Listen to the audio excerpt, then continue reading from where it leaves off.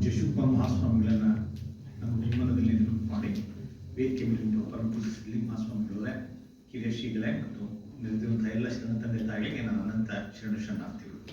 ಪಾವಗಡ ಕಟ್ಟಿಯವರನ್ನು ಕುರಿತು ಮಾತನಾಡಬೇಕು ಅಂತ ನನಗೆ ನಮ್ಮ ಸಿದ್ಧಲಿಂಗ ಸ್ವಾಮಿಯವರು ಫೋನ್ ಮಾಡಿದ್ರು. ಆಗಲಿ ತುಂಬ ಸಂತೋಷ ಅಂತ ನಾನು ಹೇಳಿದೆ. ಕಾರಣ ನನಗೊಂದು ಭಾಗ್ಯ ಏನಪ್ಪ ಅಂದರೆ, ಪಾವಗಡ ಕಟ್ಟಿಯವರ 15 ಸಂಪುಟವನ್ನು ಓದಿ ನಾನೊಂದು 400 ಪೇಜಿನ ಪುಸ್ತಕ ಬರೆದಿದ್ದೀನಿ. ಪಾವಗಡ ಕಟ್ಟಿ ಸಾಹಿತ್ಯ ಸಮೀಕ್ಷೆ ಅಂತ. ಅಂದರೆ ಅವರು 15 ವಾಲ್ಯೂಮ್ನಲ್ಲಿ ಏನು ಜಿಸ್ಟಿದೆ ಅದನ್ನು ಬರೆದಿದ್ದೀನಿ. ನಾನು ಈಗ ಮನೆ ಪುಸ್ತಕ ಸ್ವಲ್ಪ ಜೋಡಿಸ್ತಾ ಇದ್ದೀನಿ, ಅದನ್ನು ಕಟ್ಟಾಕಿದ್ರಿಂದ ಅದು ತರಕ್ಕಾಗಲಿಲ್ಲ. ಆದರೂ ನಾನು ಬರ್ಕೊಂಡು ಬಂದಿದ್ದೆ, ಅದನ್ನೆಲ್ಲ ನನ್ನ ಸಿದ್ಧತೆ ಇತ್ತು, ಇದರಿಂದ ಧೈರ್ಯವಾಗಿ ಬಂದೆ.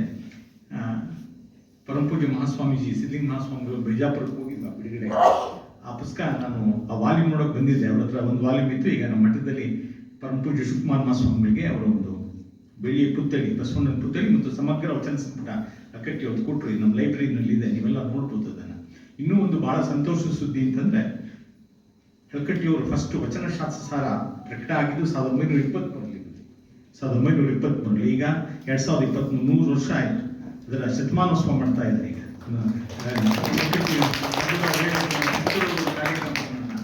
ಖಂಡಿತ ಮಾಡೋಣ ಅಂತ ಹೇಳಿದ್ದೀನಿ. ನಾನೀಗ 2 ಭಾಗ ಮಾಡ್ಕೊಂಡಿದ್ದೀನಿ. ಪಾವಗಡ ಕಟ್ಟಿಯವರ ಜೀವನ ಒಂದು 7 ನಿಮಿಷ, ಮತ್ತೆ ಅವ್ರ ವಚನ ಸಾಹಿತ್ಯದ ದೊಡ್ಡ ಸೇವೆ, ಅಂದರೆ ಅವ್ರ 35-36 ವರ್ಷದ ಸೇವೆ ನಾನೊಂದು 20 ನಿಮಿಷ ಮಾತಾಡೋಕ್ಕಾಗಲ್ಲ. ಆದರೆ ಸ್ವಲ್ಪ ಪರಿಚಯ ಮಾಡ್ಕೊಡ್ತೀನಿ. ಪಾವಗಡ ಕಟ್ಟಿಯವರು ಹುಟ್ಟಿದ್ದು 1880ರಲ್ಲಿ. ನಮ್ಮ ಕರ್ನಾಟಕ ಕುಲಪುರೋಹಿತರಾದಂಥ ಆಲೂರು ವೆಂಕಟರಾಯರು ಹುಟ್ಟಿದ್ದು 1880ರಲ್ಲಿ. ಅವರಿಬ್ಬರು ಕ್ಲಾಸ್ಮೇಟ್ಸ್. ನೋಡಿ, ಇವರು ಶುದ್ಧ ಶೈವ, ವೀರಶೈವ ಧರ್ಮ ಮತ್ತು ವಚನ ಧರ್ಮವನ್ನು ಉದ್ಧಾರ ಮಾಡಿದಂಥವ್ರು. ಅವರು ಕರ್ನಾಟಕ ಏಕೀಕರಣಕ್ಕೆ ದುಡಿದಂಥವ್ರು ಮತ್ತು ಮಾಧ್ವ ಸಾಹಿತಿಗಳು. 1880ರಲ್ಲಿ ಹುಟ್ಟಿದಂಥ ನಮ್ಮ 2 ಜುಲೈ 1880ರಲ್ಲಿ ನಮ್ಮ ಧಾರವಾಡದಲ್ಲಿ ಹುಟ್ಟಿದ್ರು. ಅವ್ರಿಗೆ ತಂದೆ ಗುರುಬಸವಯ್ಯನವರು ಅಂತ. ಅವರು ಪ್ರೈಮರಿ ಸ್ಕೂಲ್ ಟೀಚರ್ ಆಗಿದ್ದರು. ತಾಯಿ ದಾನಮ್ಮ ಅಂತ. 3 ವರ್ಷದ ಹುಡುಗನಾಗಿದ್ದಾಗಲೇ ಕಲ್ಕಟ್ಟಿ ಅವ್ರಿಗೆ ತಾಯಿಯವರು ಹೋಗ್ಬಿಡ್ತಾರೆ. ಅದು ಅವ್ರ ಮನಸ್ಸಿನ ಮೇಲೆ ಪರಿಣಾಮ ಬೀಳುತ್ತೆ. 1904ರಲ್ಲಿ ವೀರಶೈವ ಮಹಾಸಭೆ ಪ್ರಾರಂಭ ಆದಾಗ ಅದರ ಫಸ್ಟ್ ರಿಪೋರ್ಟ್ ತಯಾರು ಮಾಡಿದಂಥವ್ರು ಕಲ್ಕಟ್ಟಿ ಅವ್ರ ತಂದೆ ಗುರುಬಸವಯ್ಯನವರು. ಅದನ್ನು ತಯಾರು ಮಾಡಿದಂಥವ್ರು, ಅದನ್ನು ಪ್ರಿಂಟ್ ಆಗಿರುವಂಥದ್ದು. ಅವರು ಆ ಕಾಲಕ್ಕೆ ಇಂಗ್ಲೆಂಡ್ ದೇಶದ ಚರಿತ್ರೆ, ಏಕನಾಥದ ಚರಿತ್ರೆ, ಹಾಗೆಲ್ಲ ಪುಸ್ತಕಗಳು ಬರೀತಾ ಇದ್ರು. ಅವರು ಅದರ ಮಾಹಿತಿ ಅದು ಮಗನ ಮೇಲೆ ಬಹಳ ಪರಿಣಾಮ ಬೀಳ್ತು. ಅವ್ರು ಬಹಳ ಶಿಸ್ತು. ಅವರೊಂದು ಮಾತು ಹೇಳ್ತಾ ಇದ್ರಂತೆ, ನೋಡಪ್ಪ, ಯಾವಾಗಲೂ ಏನಪ್ಪಾ ಅಂತಂದ್ರೆ ಜ್ಞಾನ ಪ್ರಸಾರವೇ ಅತ್ಯುನ್ನತ ದಾನ ಅಂತ ಹೇಳ್ತಾ ಇದ್ರು. ಯಾವುದು ದಾನಗಳಲ್ಲಿ ಶ್ರೇಷ್ಠವಾದ್ದು ಅಂದ್ರೆ ಜ್ಞಾನ ಪ್ರಸಾರವೇ ಅತ್ಯುನ್ನತವಾದ ದಾನ ಅಂತ ಹೇಳ್ತಾ ಇದ್ರಂತೆ. ನೋಡಿ, ಇದು ಅವರು ಅಳ್ಕಟ್ಟಿ ಅವ್ರ ತಂದೆಯವರು ಹೇಳ್ತಾ ಇದ್ದಿದ್ದು. ಅವ್ರ ಮೇಲೆ ಒಂದು ಸಣ್ಣ ಪುಸ್ತಕ ಬಂದಿದೆ. ಈಗ ಪಾಗು ಅಳ್ಕಟ್ಟಿಯವರು SLC ಓದಿದ್ದು. SLC 1901-2ನೇ ಇಸ್ವಿನಲ್ಲಿ SLC ಓದಿದ್ರು. ಆಗ ಪ್ಲೇಗ್ ಗಲಾಟೆ ಬಹಳ. ಆ ಪ್ಲೇಗ್ ಆಗಿದ್ದರಿಂದ ಅವ್ರು ಏನ್ ಮಾಡಿದ್ರು, ಅಳ್ಕಟ್ಟಿಯವ್ರನ್ನು ಚಿಕ್ಕ ವಯಸ್ಸು ಹುಡುಗ ಹಿಂಗಾನಾಗ್ಲಿ ಅಂತ ಅವ್ರ ಸೋದರ ಮಾವ ಇದ್ದಂತ ಬನ್ಹಟ್ಟಿ ಕಳಿಸಿದ್ರು. ಬನ್ಹಟ್ಟಿ ಕಳಿಸಿದ್ರು. ಪ್ಲೇಗ್ ಅಂದ್ರೆ ನಮ್ಗೆ ಆ ಕಾಲದಲ್ಲಿ ಈಗ ಕೊರೋನಾ ಬಂತಲ್ಲ, ಅದಕ್ಕಿಂತ ಕಷ್ಟವಾದ್ದು. ಅದೆಲ್ಲ ಸ್ವಲ್ಪ ಗುಡಿಸ್ಲು ಹಾಕೊಂಡು ಊರಾಚೆ ಇರಬೇಕಾಗಿತ್ತು. ಅದಕ್ಕೆಲ್ಲ ತುಂಬಾ ಸ್ವಲ್ಪ ತೊಂದರೆ ಇರ್ತಿತ್ತು. ಅದರಿಂದ ಗೆಡ್ಡೆಗಳಾಗಿ ಜೀವಕ್ಕೆ ಹಾನಿ ಆಗ್ತಾ ಇತ್ತು, ತೊಂದರೆ ಬರ್ತದೆ. ಆ ದೃಷ್ಟಿಯಿಂದ ಯಂಗ್ಸ್ಟರ್ ಆಗಿರೋ ಮನೆ ಮಗ ಚೆನ್ನಾಗಿರ್ಲಿ ಅಂತ ಸೋದರ ಮಾವನ ಹತ್ರ ಕಳಿಸಿದ್ರು. ಅಲ್ಲಿ ಸಮಯ ಕಳೆಯಕ್ಕೋಸ್ಕರವಾಗಿ ಆಲ್ಬಾವಿ ವೀರಭದ್ರಪ್ಪನವ್ರ ಮುಂದೆ ನ್ಯಾಯಾಧೀಶರಾಗಿ ಬಳಗದ ಶರಣ ಸೇವೆ ಮಾಡಿದಂಥವ್ರು. ಅವರು ಇಬ್ಬರು ಸಿಗ್ತಾ ಇರ್ತಾರೆ. ಆಗ ಅದು ಇದು ವಿಚಾರ ಚರ್ಚೆ ಮಾಡ್ತಾ ಇರ್ಬೇಕಾದ್ರೆ ಅವ್ರು ಹೇಳ್ತಾರೆ, ನಮ್ಮ ಸ್ನೇಹಿತರ ಮನೆಯಲ್ಲಿ ಈ 2 ಹಸ್ತಪ್ರತಿ ಇದೆ, ಕೊಡ್ತೀನಿ ನೋಡು ಅಂತ. ಅದನ್ನು ಯಾವ 2 ಹಸ್ತಪ್ರತಿ ಅಂತಂದ್ರೆ, ಒಂದು ಪ್ರಭುಲಿಂಗಲಿಗೆ ಮತ್ತು ಗಣಭಾಷಿತ ರತ್ನಮಾಲೆ. ಪ್ರಭುಲಿಂಗಲಿಗೆ ಚಾಮರಸ ಬರೆದಂಥ ಅಲ್ಲಮನ್ ಪ್ರಭುವಿನ ಚರಿತ್ರೆ ಇರುವಂಥದ್ದು ಅದ್ಭುತವಾಗಿರುವಂಥ ಕೃತಿ. ನೀವೆಲ್ಲ ಓದ್ಬೇಕು ಅದನ್ನ, ಸರಿ ಹೆಚ್ಚಾಗಿದೆ. ಗಣಭಾಷಿತ ರತ್ನಮಾಲೆ ಅನ್ನೋದು ನಮ್ಮ ತುಮಕೂರು ಜಿಲ್ಲೆ ಗುಬ್ಬಿ ಮಲ್ಲಣ್ಣ ಅದನ್ನ ಪ್ರಪ್ರಥಮವಾಗಿ 1420 ಸುಮಾರಿನಲ್ಲಿ ಅದನ್ನ ಸಂಕಲನ ಮಾಡಿದ. ಬಸವಾದಿ ವಚನಗಳನ್ನೆಲ್ಲ ಓದ್ದ. ವೇದ ಉಪನಿಷತ್ತು ಆಗಮ ಶ್ಲೋಕಗಳನ್ನೆಲ್ಲ ನೋಡಿದ. 101 ಸ್ಥಳಗಳಲ್ಲಿ ಲಿಂಗದಾನ ಸ್ಥಳ, ವಿಭೂತಿ ದಾನ ಸ್ಥಳ, ರುದ್ರಾಕ್ಷಿ ದಾನ ಸ್ಥಳ, ಪಾದೋದಕ ಸ್ವೀಕಾರ ಸ್ಥಳ, ಹಿಂಗೆ 101 ಸ್ಥಳಗಳು ಮಾಡಿಕೊಂಡು ಅದರಲ್ಲಿ ಮೇಲೆ ವೇದ ಉಪನಿಷತ್ತು ಆಗಮ ಶ್ಲೋಕಗಳು, ಅದರ ಕೆಳಗಡೆ ಬಸವಾದಿ ಪ್ರಮುಖರ ವಚನ. ಪ್ರಪ್ರಥಮವಾಗಿ ವಚನ ಸಂಕಲನ ಅನ್ನೋದು ರೂಪಾಂತಗೊಂಡಿದ್ದೆ ನಮ್ಮ ತುಮಕೂರು ಜಿಲ್ಲೆ ಗುಬ್ಬಿಯ ಅಮರಗುಂಡದ ಮಲ್ಲಿಕಾರ್ಜುನವಂಶಸ್ಥನಾದಂಥ ಗುಬ್ಬಿ ಮಲ್ಲಣ್ಣನಿಂದ. ಆ ಕೃತಿಯಲ್ಲಿ ಅವನೊಂದು ಮಾತು ಹೇಳ್ತಾನೆ, ನಾನು ಇಂಥದ್ದೊಂದು ಕೃತಿ ರಚನೆ ಮಾಡಿದ್ದೀನಿ. ಈ ಕೃತಿಯಲ್ಲಿ ಏನಾದರೂ ದೋಷ ಇದ್ರೆ, ಈ ಕೃತಿಯಲ್ಲಿ ಏನಾದರೂ ಒಂದು ಶ್ಲೋಕಗಳು ತಪ್ಪಿದ್ರೆ, ವಚನಗಳು ತಪ್ಪಿದ್ರೆ ದಯಮಾಡಿ ತಿದ್ದಿ ಅಂತ ಒಂದು ವಿನಂತಿಯನ್ನ ಕೇಳ್ಕೊಂಡವನೆ. ಆದ್ರೆ 2023 ಯಾರು ಮುಟ್ಟಿಲ್ಲ. ಅದೇ ಮಾತನ್ನ ಶಿವನ ಸಂಪಾದನೆಗಾರನು ಹೇಳ್ತಾನೆ. ಯಾರು ನಮ್ಮ ಶಿವನ ಪ್ರಸಾದಿ ಮಹಾದೇವ ಶಿವನ ಸಂಪಾದನೆ ರಚನೆ ಮಾಡಿದ್ರೆ ಅವನು ಹೇಳ್ತಾನೆ, ಇದರಲ್ಲಿ ಏನಾದ್ರು ವಚನ ತಪ್ಪಿದ್ರೆ ಸೇರಿಸಿ ಅಂತ. ಆಗ ಅದನ್ನ ಅಲ್ಲಿಗೆ ಯಾರಿಗೆ ಪರಿಷ್ಕರಣೆ ಮಾಡ್ತಾನೆ, ಅಲ್ಲಿಗೆ ಯಾರಿಗೆ ಶಿಷ್ಯ ಕೆಂಚೂರು ನುಡಿಯ ಪರಿಷ್ಕರಣೆ ಮಾಡ್ತಾನೆ, ಅದು ನಮ್ಗೆ ಸಿಕ್ಕಿಲ್ಲ. ಅವನ ಹತ್ರ ಗುಮ್ಲಾಪುರ ಸಿದ್ಲಿಗೀತೀಸ್ ಪರಿಷ್ಕರಣೆ ಮಾಡ್ತಾನೆ, ಅವನ ಹತ್ರ ನಮ್ಮ ಗೂಡೂರು ಸಿದ್ಧವೀರ ನುಡಿಯ ಪರಿಷ್ಕರಣೆ ಮಾಡ್ತಾನೆ, ಅದನ್ನ ಮತ್ತೆ ಪರಿಷ್ಕಾರ ಮಾಡ್ತಾನೆ. ಹೀಗೆ 5 ಜನ ಪರಿಷ್ಕಾರ ಕುಡಿಯಿತು. ಆದ್ರೆ ಗಣಭಾಷ್ಯ ರತ್ನಮಾಲೆ ಇದುವರೆಗೂ ಎಲ್ಲೂ ಅದು ಪರಿಷ್ಕರಣೆ ಆಗಿಲ್ಲ. ಅಂತ ಮಹತ್ವದ ಕೃತಿ, ಅದು 3-4 ಸರಿ ಹೆಚ್ಚಾಗಿದೆ. ಯಾವಾಗಲೂ ಅಧ್ಯಯನ ಮಾಡ್ತಾ ಇರಬೇಕು. ವಿದ್ವಾಂಸರು, ಯುವಕರು ಏನು ನಾವು ಓದ್ಬೇಕು ಅಂದಾಗ ಪ್ರಪ್ರಥಮವಾದಂತಹ ವಚನ ಸಂಕಲನ ಅದು. ಅಂದ್ರೆ ನಮ್ಗೆಲ್ಲ ಬಸವಾದಿ ಪ್ರಮುಖರು ಬಿಡಿ ವಚನಗಳ ರಚನೆ ಮಾಡಿ ಎಲ್ಲ ಬಿಟ್ಟರಲ್ಲ, ಅದನ್ನ ಒಂದು ಜೋಡಿಸಿ ಒಂದು ಅಧ್ಯಯನಕ್ಕೆ ಪೂರಕವಾಗಿ ಮಾಡಿದಂತಹ ಕೀರ್ತಿ ಗುಬ್ಬಿ ಮಲ್ಲಣ್ಣದು. ಬಹಳ ದೊಡ್ಡ ವಿದ್ವಾಂಸ ಅವನು. ಗುಬ್ಬಿ ಮಲ್ಲಣ್ಣನಿಗೂ ನಮ್ಮ ಸಿದ್ಧಗಂಗಾ ಮಠಕ್ಕೂ ವಿಶೇಷವಾಗಿದೆ. ಗೋಸಲ್ ಗುಬ್ಬಿ ಶ್ರೀ ಚನ್ನಬಸವೇಶ್ವರ ಆ ಕಡೆಯಿಂದ ಸಂಚಾರಕ್ಕೆ ಬಂದಾಗ ಗುಬ್ಬಿ ಇಲ್ಲಿ ಸಿದ್ಧಗಂಗಾ ಮಠದಲ್ಲಿ ಇರ್ತಾರೆ. ನಾವು ಗುಬ್ಬಿಯಿಂದ ಬಂದು ಕರ್ಕೊಂಡು ಹೋಗಿದ್ದನ್ನ ನಿರಂಜನ ವಂಶ ರತ್ನಾಕರ ಅಂತ ಒಂದು ಪುಸ್ತಕ ದಾಖಲೆ ಮಾಡಿದೆ. ಅವನು 120 ವರ್ಷ ಬದುಕಿದ್ರು. ರೇಡಿಯೋ ಲಿಂಗೇಶ್ವರ ಗುರುಗಳಾದ ಗುಬ್ಬಿ ಚನ್ನಬಸವೇಶ್ವರರು. ಹಾಗೆ ಇವನು ದೀರ್ಘಾಯು. ಯಾರು? ಗುಬ್ಬಿ ಮಲ್ಲಣ್ಣ. ಅವನ ಹೆಸರನ್ನ ಲಕ್ಕಣ ದಂಡೇಶ ಶಿವತತ್ವ ಚಿಂತಾಮಣಿಯಲ್ಲಿ ಹೇಳ್ತಾನೆ, ಇಂಥ ಮಹಾನ್ ಭಾವ ಇವನು ಅಂತ. ಅವನು ಮಾತಲಾಗಮ ಟೀಕೆ ಅಂತ ಬರೆದಿದ್ದಾನೆ. ಬೇಕಾದಷ್ಟು ಕೃತಿ ಇದೆ ಅವನು. ಅದನ್ನ ನಿನ್ನೆ ನಮ್ಮ ಶಿವೈಕ್ಯರಾದಂತಹ ನಮ್ಮ ಮಠದ ವಿದ್ಯಾರ್ಥಿ DC ಗಂಗಯ್ಯನವರು ಬಹಳ ಶಾಸ್ತ್ರಶುದ್ಧವಾಗಿ ಸಂಪಾದನೆ ಮಾಡಿದ್ರು. ಸರ್ಕಾರ ಅದನ್ನ ಈಗ ಪ್ರಿಂಟ್ ಮಾಡಿದೆ. ವಾತಲಾಗಮ ಟೀಕೆ ಅಂತ. ವಾತಲಾಗಮಕ್ಕೆ ಒಂದು ಬರೆದಂತಹ ಟೀಕೆ ಅದು. ಹೀಗೆ ಮಹತ್ವವಾದಂತಹ ಚಿಂತನೆಗಳನ್ನ ಮಾಡ್ತಾ ಇದ್ರು. ಇಂತಹ ಕೃತಿನ ಅವ್ರ ಕೈಗೆ ಸಿಕ್ಬಿಡುತ್ತೆ. ಯಾರಿಗೆ? ಅರ್ಕಟ್ಟಿಯವರಿಗೆ. ಅವರು ಸಮಯ ಇಟ್ಟು ಅದನ್ನ ಓದ್ತಾರೆ. ಆಗ ಅವ್ರಿಗೆ ಹಸ್ತಪ್ರತಿ ಮೇಲೆ ಕುತೂಹಲ ಬರಕ್ಕೆ ಶುರುವಾಗುತ್ತೆ. ಇದೇನು ವಚನ ಸಾಹಿತ್ಯ, ಇದೆಲ್ಲ ಹಿಂಗಿದೆಯಲ್ಲ ಅಂತೇಳಿ ಅನೇಕ ಹಸ್ತಪ್ರತಿಗಳನ್ನ ಸಂಗ್ರಹ ಮಾಡ್ತಾರೆ. ಅಲ್ಲಿ ಸುತ್ತಮುತ್ತ ಇರೋರು ಯಾರಾದ್ರು ದುಡ್ಡು ಕೊಟ್ರೆ ದುಡ್ಡು ಮಾರಿದ್ರು ತಗೊಂತಾರೆ, ಹಾಗೆ ಇಸ್ಕೊಳ್ತಾರೆ. ಸ್ನೇಹಿತರ ಸಂಗ್ರಹ ಮಾಡಿ ಈಗ ಒಂದು ದೊಡ್ಡ ನಿಧಿಯನ್ನ ಅವ್ರು ಮಾಡ್ಕೊಂತಾರೆ. ಅವರು 4 ಪುಸ್ತಕಗಳ ಹೆಸರು ಹೇಳ್ತಾರೆ. ಕವಿಕರ್ಣ ರಸಾಯನ ಅನ್ನೋದು ನಮ್ಮ ಷಡಕ್ಷರ ಕವಿಯ ಪುಸ್ತಕ. ಅದು ಕೃತಿ. ದುರ್ದೈವ ಏನಂದ್ರೆ ಇದುವರೆಗೂ ನಮ್ಗೆ ಸಂಪೂರ್ಣ ಸಿಕ್ಕಿಲ್ಲ. ಅದು ಮುಕ್ಕಾಲೆ ಸಿಕ್ಕಿರೋ ಓದೋದಕ್ಕೆ ಒಂದು ಆಗಲ್ವಾಡಿಯಲ್ಲಿದ್ದಂತಹ ವೆಂಕನ ಸುದಿ ಅನ್ನೋ ಅದ್ಭುತವಾದ ಟೀಕೆ ಬರೆದವನೇ. ಆ ಭಾಗ ಮಾತ್ರ ಅಚ್ಚಾಗಿದೆ. ಆದ್ರೆ ಕೃತಿ ಪರಿಪೂರ್ಣವಾಗಿ ಸಿಕ್ಕಿಲ್ಲ. ಅವ್ರು ಶಿವತತ್ವ ಚಿಂತಾಮಣಿ, ಲಕ್ಕಣ ದಂಡೇಶ್ವರಿ ಶಿವತತ್ವ ಚಿಂತಾಮಣಿ ಅವನು ಕಮಾಂಡರ್ ಇನ್ ಚೀಫ್ ಆಗಿದ್ದ. ಒಳ್ಳೆ ಪವರ್ಫುಲ್ ಅವನು. ಸಂಗಮರ ಅರಸ ಕಾಲದಲ್ಲಿ ಎಲ್ಲಿ ನಮ್ಮ ಹಂಪೆನಲ್ಲಿ ಅವನು ಎಲ್ಲ ಶರಣರು, ನೂತನ ಶರಣರುಗಳನ್ನ, ಹಿಂದೆ ಬಸವಾದಿ ಪ್ರಮುಖರನ್ನ, ಅದನ್ನ ವೀರಶೈವ ತತ್ವ ಸಿದ್ಧಾಂತ, ಅಷ್ಟಾವರಣ, ಪಂಚಾಚಾರ, ಷಟ್ಸ್ಥಲ, ಗುರು, ಲಿಂಗ, ಜಂಗಮ ಏನ್ ಕೇಳ್ತಿರೋ ಅದ್ಭುತವಾಗಿ ಒಂದು ಅಂಥದ್ದೊಂದು ಮಠದಲ್ಲಿ ಅಂತ ಮ್ಯಾನ್ಸ್ಕ್ರಿಪ್ಟ್ ಇತ್ತು. ಆ ಕಾಲಕ್ಕೆ ಪರಮ ಪೂಜ್ಯರು ಮೈಸೂರು ಯೂನಿವರ್ಸಿಟಿ ಕೊಟ್ಟಿದ್ರು. ಅದನ್ನು ಉಪಯೋಗಿಸ್ಕೊಂಡ್ರು. ಈಗ ಮೊನ್ನೆ ನಮ್ಮ ಸ್ನೇಹಿತರಾದಂತಹ ಈಗ ಹಂಪಿ ಕನ್ನಡ ವಿಶ್ವವಿದ್ಯಾಲಯದ ವೈಸ್ ಚಾನ್ಸಲರ್ ಆಗಿರುವಂತಹ ಪರಮಶಿವಮೂರ್ತಿಗಳು ಅದನ್ನ ಮತ್ತೆ ಎಡಿಟ್ ಮಾಡಿದ್ದಾರೆ. ತುಂಬಾ ಅದ್ಭುತವಾಗಿರುವಂಥದ್ದು. ಎಷ್ಟು ಅವನು ಕಮಾಂಡರ್ ಚೀಫ್ ಆಗಿದ್ದರಿಂದ ಅವನಿಗೆ ಆ ಶಕ್ತಿ ಇತ್ತು. ಅದರಲ್ಲಿ ಬಸವಣ್ಣನ, ಚನ್ನಬಸವಣ್ಣನ, ಅಕ್ಕಮಹಾದೇವಿಯ ಎಲ್ಲರ ವಿಚಾರವನ್ನ ಬಹಳ ಚೆನ್ನಾಗಿ ಚರ್ಚೆ ಮಾಡಿದ್ದಾನೆ. ಅಂತ ಮಹತ್ವದ ಕೃತಿ ಹಸ್ತಪ್ರತಿ ಅವರಿಗೆ ಸಿಗುತ್ತೆ.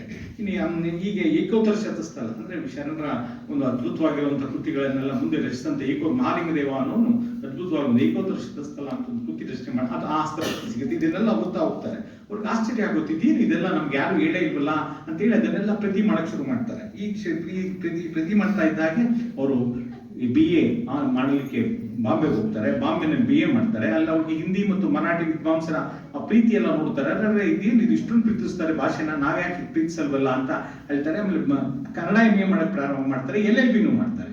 ಪೂನಾದಲ್ಲಿ ಬಂದು LLB ಮಾಡ್ತಾರೆ. ಕನ್ನಡ MA ಕಂಪ್ಲೀಟ್ ಮಾಡಕ್ ಹೋಗಲ್ಲ. ಆಗ ಅವರು ಬಂದು ಬೆಳಗಾಂನಲ್ಲಿ ತಮ್ಮ ಇದನ್ನ ವಕೀಲಿಗೆ ಪ್ರಾರಂಭ ಮಾಡ್ತಾರೆ. ಆಗ ಬಿಜಾಪುರಕ್ಕೆ ಬರ್ತಾರೆ. ಯಾಕೋ ಸಮಾಧಾನ ಎಲ್ಲ ತಿರ್ಗಾ ಬೆಳಗಾಂಗೆ ಹೋಗ್ತಾರೆ. ಬೆಳಗಾಂಗೆ ಹೋದ್ಮೇಲೆ ಈ ವಚನಗಳನ್ನೆಲ್ಲ ಓದ್ತಾ ಅವ್ರಿಗೊಂದು ಅದ್ಭುತವಾದಂತ ಇರುತ್ತೆ. ಕಾಪಿ ಮಾಡಕ್ ಶುರು ಮಾಡ್ತಾರೆ. ಕಾಪಿ ಮಾಡಕ್ ಶುರು ಮಾಡಿದ್ಮೇಲೆ 1920ನೇ ಇಸ್ವಿ ಅಷ್ಟೊತ್ತಿಗೆ ಆನಗಲ್ ಕುಮಾರಸ್ವಾಮಿ ಗೊತ್ತಾಗುತ್ತೆ ಈ ತರ ಕೆಲಸ ಮಾಡ್ತಾ ಇದ್ದಾರೆ ಅಂತ. ಅವ್ರಿಗೆ ಹುಷಾರಿರಲ್ಲ. ಬಿಜಾಪುರಲ್ಲಿ ಆನಗಲ್ ಕುಮಾರಸ್ವಾಮಿಗಳು ಹಳಕಟ್ಟಿ ಅವ್ರ ಮನೆ ಹತ್ರ ಇನ್ನೊಬ್ರು ದೇಸಾಯಿರ ಮನೆಯಲ್ಲಿ, ಗಂಗಪ್ಪ ದೇಸಾಯಿ ಅವ್ರ ಮನೇಲಿ ಕೂತ್ಕೊಂಡು ಈ ವಚನಗಳೆಲ್ಲ ಓದಿಸ್ತಾರೆ. ಅವ್ರಿಗೆ ಬಹಳ ಸಂತೋಷ ಆಗುತ್ತೆ. ಆಗ 500 ರೂಪಾಯಿ ಕೊಡಿಸ್ತಾರೆ. ನೋಡಿ ಇದನ್ನೇನ ಪ್ರಕಟ ಮಾಡಬೇಕು ಅಂತ. ಬಹಳ ಚೆನ್ನಾಗಿ ಸಂತೋಷ ಪಟ್ಟಂತ ನಮ್ಮ ಅಳಕಟ್ಟಿಯವರು ಅದನ್ನ ಬ್ಯಾಸಲ್ ಮಿಷನ್ ಮಂಗಳೂರಿನವ್ರಿಗೆ ಕಳಿಸ್ತಾರೆ. ಪ್ರಿಂಟ್ ಮಾಡ್ಸೋಣ ಇದನ್ನ ಹಾಗೆ ಅಂತ. ಬ್ಯಾಸಲ್ ಮಿಷನ್ ಅವ್ರು ಓದ್ಬಿಟ್ಟು ಒಂದು ಕಾಗದ ಬರ್ತು ದುಡ್ಡು ವಾಪಸ್ ಕಳಿಸ್ತಾರೆ. ನೋಡಿ ನಿಮ್ ಈ ವಚನ ಏನ್ ಕಳಿಸಿದಿರಲ್ಲ ಮ್ಯಾನ್ಸ್ಕ್ರಿಪ್ಟ್, ಇದನ್ನ ಪ್ರಿಂಟ್ ಮಾಡ್ಬಿಟ್ರೆ ನಮ್ಮ ಬೈಬಲ್ ಓದೋದು ಬಿಟ್ಬಿಡ್ತಾರೆ ಜನ.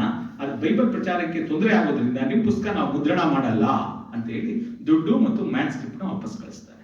ಆಗ ಬೆಳಗಾಂನಲ್ಲಿ ಒಂದು ಮಹಾವೀರ ಪ್ರಿಂಟಿಂಗ್ ಪ್ರೆಸ್ ಅಂತ ಒಂದು ಜೈನ್ ಪ್ರಿಂಟಿಂಗ್ ಪ್ರೆಸ್ ಇರುತ್ತೆ. ಅದ್ರಲ್ಲಿ ಪ್ರಿಂಟ್ ಮಾಡಿಸ್ತಾರೆ. ಹೀಗೆ 1923ನೇ ಇಸ್ವಿಯಲ್ಲಿ ವಚನ ಶಾಸ್ತ್ರ ಸಾರ ಒಂದು ಮುದ್ರಣ ಆಗುತ್ತೆ. ಅದಕ್ಕೆ ಮುಂಚೆನೆ ಅವರು ಬಸವಣ್ಣವ್ರ ವಚನನ 1915ರಲ್ಲೇ ಅಧ್ಯಯನ ಮಾಡಿ ಬರೀ ಪ್ರಾರಂಭ ಮಾಡಿದ್ದಾರೆ. 1920ರಲ್ಲಿ ಅವ್ರಿಗೆ ಬಸವಣ್ಣವ್ರ ವಚನನ ಪೂರ್ತಿ ಇಂಗ್ಲಿಷ್ ಟ್ರಾನ್ಸ್ಲೇಷನ್ ಮಾಡ್ತಾರೆ. ಇಂಗ್ಲಿಷ್ ಚೆನ್ನಾಗಿ ಬರ್ತಾ ಇತ್ತು. ಟ್ರಾನ್ಸ್ಲೇಷನ್ ಮಾಡಿ ಬಾಂಬೆನಲ್ಲಿ ಒಂದು ಜರ್ನಲ್ ಇರುತ್ತೆ, ಬ್ರಿಟಿಷರು ಬರ್ತಾ ಇದ್ದೆ ಜನರಲ್ ಅನ್ಕೊಡ್ತಾನೆ, ಆ ಬ್ರಿಟಿಷರವನೇ ಅದಕ್ಕೆ ಎಡಿಟರ್ ಆಗಿರ್ತಾನೆ. ಅವನು ಅದ್ರಲ್ಲಿ ಏನ್ ಮಾಡ್ತಾನೆ, ಒಂದು 220 ವಚನ ಮಾತ್ರ ತಗೊಂಡು ಮಿಕ್ಕಿದ್ದನ್ನು ವಾಪಸ್ ಕೊಡ್ತಾನೆ. ದುರಂತ ಏನಂದ್ರೆ ಆಲ್ಕಟ್ಟಿ ಅವ್ರು ಸತ್ ಮೇಲೂ ಆ ಮ್ಯಾನ್ಸ್ಕ್ರಿಪ್ಟ್ ಅವ್ರ ಮನೇಲಿ ಇತ್ತು. ಅದರಿಂದ ನಾನು 3 ವಚನ ಇಂಗ್ಲಿಷ್ ಟ್ರಾನ್ಸ್ಲೇಷನ್ ಹುಡುಕಿ ಅದನ್ನು ಪಬ್ಲಿಷ್ ಮಾಡಿದ್ದೀನಿ. ಅದು ಆಮೇಲೆ ಅದು ಅವ್ರ ಮನೇಲಿ ಅವ್ರಿಗೆ ಯಾರು ಆಸಕ್ತಿ ಇಲ್ಲದ್ರಿಂದ ಎಲ್ಲ ರದ್ದಿ ಕಾಗದ ಕೊಟ್ಟೋಯ್ತಂತೆ. ಹಂಗಾಗಿ ನಮ್ಗೆ ಅದು ನಷ್ಟ ಆಗೋಯ್ತು. ಆದ್ರೆ ನಾವೆಲ್ಲ ಪರಮ ಪೂಜ್ಯ ಶಿವಕುಮಾರ ಮಹಾಸ್ವಾಮಿಗಳು ಯಾವಾಗಲೂ ಕೈಲೊಂದು ಶಸ್ತಲ ವಚನ ಬಸವಣ್ಣವ್ರು ಇಟ್ಕೊಂಡಿರೋರು. ಅದು ಫಸ್ಟ್ ಪ್ರಿಂಟ್ 1926 ಅಲ್ಲಿ ಅಲ್ಕಟ್ಟಿ ಅವ್ರು ಪ್ರಿಂಟ್ ಮಾಡಿದಂತ ಬಸವಣ್ಣವ್ರ ಶಸ್ತಲ ವಚನ ಪುಸ್ತಕ. ಅದು ಯಾವಾಗಲೂ ಕೈಲಿ ಇಟ್ಕೊಂಡಿರೋರು, ಅದನ್ನ ಇಟ್ಕೊಂಡು ಯಾವಾಗಲೂ ಅಧ್ಯಯನ ಮಾಡ್ತಿರೋರು. 2-3 ಸರಿ ಬೈಂಡ್ ಮಾಡಿಸಿದ್ರು. ಅದು ಫಸ್ಟ್ ಪ್ರಿಂಟ್ 1926 ಅಲ್ಲಿ ಮಾಡಿದಂತ ಇದು ಏನು ಬಸವಣ್ಣವ್ರ ಶಸ್ತಲ ವಚನ. ಅವ್ರಿಗೆ 23ನೇ ಇಸ್ವಿನಲ್ಲಿ ಬಂದಾಗ ಏನು ಇಡೀ ಕರ್ನಾಟಕದಲ್ಲಿ ಅದುವರೆಗೂ ನಮ್ಮ ಆರ್ ನರಸಿಂಹಾಚಾರ್ಯ 1907ನೇ ಇಸ್ವಿನಲ್ಲಿ ಕವಿಚರಿತ್ರೆ ಮಾಡಿದ್ರು. ಆಗ ಒಂದು 50 ಜನ ವಚನಗಾರರು ಹುಡುಕಿದ್ರು. ಅಲ್ಕಟ್ಟಿಯವರು 250 ಜನ ವಚನಗಾರರು ಹುಡುಕ್ತಿರ್ತಾರೆ. ಇದೇನು ಅಂತೇಳಿ ಅಲ್ಕಟ್ಟಿಯವ್ರಿಗೆ ಕಾಗದ ಬರೆದು ಕರ್ಸ್ಕೊಂಡು ಇದೆಲ್ಲ ಅಂತೇಳಿ ಆಗ ಕರ್ನಾಟಕ ತುಂಬಾ ಒಂದು ದೊಡ್ಡ ಸಂಚಲನ ಆಗುತ್ತೆ. ನಮ್ಮ ಪುಟ್ಟಣ್ಣ ಶೆಟ್ರು ಆಗ ಕನ್ನಡ ಸಾಹಿತ್ಯ ಪರಿಷತ್ನಲ್ಲಿ ಒಂದು ಸಮ್ಮೇಳನ ನಡೆದಾಗ ಅಲ್ಕಟ್ಟಿಯವರು ವಚನ ಸಾಹಿತ್ಯದ ಮೇಲೆ ಉಪನ್ಯಾಸ ಮಾಡಕ್ಕೆ ಕರೀತಾರೆ 1921 ನಲ್ಲಿ. ಆಮೇಲೆ ಎಲ್ಲಾ ಕಡೆ ಇದು ಪ್ರಚಾರ ಆಗುತ್ತೆ. ಇದು 63ನೇ ಪುರಾತನರಲ್ಲ, ಇದು 64ನೇ ಪುರಾತನರು ಅಲ್ಕಟ್ಟಿಯವರು ಹಾಗೆ ಅಂತ. ಆಗ ಆರ್ ನರಸಿಂಹಾಚಾರ್ಯ ಅವ್ರನ್ನ ಕರೆಸಿ ಸನ್ಮಾನ ಮಾಡಿ ಒಂದು ಕಾಣಿಕೆ ಕೊಡ್ತಾರೆ, ಇನ್ನೂ ನೀವು ಜಾಸ್ತಿ ಕೆಲಸ ಮಾಡಿ ಅಂತ. ಈ ಜನ ಎಲ್ಲ ಪ್ರೋತ್ಸಾಹ ಮಾಡೋದು ನೋಡಿ ಶಿವಾನುಭವ ಅನ್ನೋ ಒಂದು ಪತ್ರಿಕೆಯನ್ನು ಪ್ರಾರಂಭ ಮಾಡ್ತಾರೆ. ಅದು ಒಂದು ತ್ರೈಮಾಸಿಕ 3 months once ಬರ್ತಾ ಇತ್ತು, ಆಮೇಲೆ 2 months once ಬರ್ತಾ ಇತ್ತು, ಆಮೇಲೆ 1 ತಿಂಗಳು ಒಂದು ಬರ್ತಾ ಇತ್ತು. ಅವ್ರು ಇದೆಲ್ಲ ಮಾಡಿ ಅಷ್ಟೊತ್ತಿಗೆ ಪಬ್ಲಿಕ್ ಪ್ರಾಸಿಕ್ಯೂಟರ್ ಆಗಿದ್ರು. MLC ಆಗ್ತಾರೆ 1920 ಇಂದ 1924ಗೆ, ಅಂದ್ರೆ 1920-24ನೇ ಇಸ್ವಿ 4 ವರ್ಷ ಬಾಂಬೆ ಪ್ರೈಮ್ ಮಿನಿಸ್ಟರ್ MLC ಆಗಿರ್ತಾರೆ. ಆ ಸಂದರ್ಭದಲ್ಲಿ ಇದೆಲ್ಲ ನೋಡ್ತಾರೆ. ಆಮೇಲೆ ಪ್ಲೀಡರ್ ಆಗ್ತಾರೆ, ಪ್ರಾಸಿಕ್ಯೂಟರ್ ಆಗ್ತಾರೆ, ಎಲ್ಲ ಕೆಲಸ ಮಾಡ್ತಾರೆ. ಆದ್ರೆ ಅವ್ರಿಗೆ ಗೊತ್ತಾಗುತ್ತೆ ನಾನು ಇದೇ ಕೆಲಸ ಮಾಡ್ಕೊಂಡು ಕೂತ್ಕೊಂಡಿದ್ರೆ ಈ ಕೆಲಸ ಆಗಲ್ಲ ಅಂತ ಹೇಳಿ ಅಷ್ಟೊತ್ತೊಂದು ಮನೆಗೆ ಕೊಂಡ್ಕೊಂಡಿರ್ತಾರೆ. ಆ ಮನೆಗೆ ಮಾರ್ಬಿಟ್ಟು ಹಿತಚಿಂತಕ ಅಂತ ಒಂದು ಪ್ರಿಂಟಿಂಗ್ ಪ್ರೆಸ್ ಹಾಕಿ ಶಿವಾನುಭವ ಅಂತ ಪತ್ರಿಕೆ ಅಂತ ಹೇಳಿ ಪ್ರಾರಂಭ ಮಾಡ್ತಾರೆ. ಅದು ಪ್ರಾರಂಭ ಮಾಡಿ ಏನು ಅದು 3 months once. ಆಗ ಕಾಪಿ ಮಾಡೋದಕ್ಕೆ ನಾನು ಒಬ್ಬನ ಕೈಲಿ ಆಗಲ್ಲ ಅಂತ 2 ಕಾಪಿಸ್ಟ್ ಇಟ್ಕೊಂತಾರೆ. ಅಂದ್ರೆ ಕ್ಲರ್ಕ್ಗಳು ಇಟ್ಕೊಂಡು ಓಲೆಗಿರಿ ಅವ್ರ ಕೈ ಕಾಪಿ ಮಾಡಿಸ್ತಾರೆ. ಮಾಡಿಸಿ ಇವ್ರು ಅದನ್ನ ಕಂಪೇರ್ ಮಾಡ್ತಾ ಇರ್ತಾರೆ. ಇಷ್ಟು ದೊಡ್ಡ ಕೆಲಸವನ್ನು ಮಾಡ್ತಾರೆ.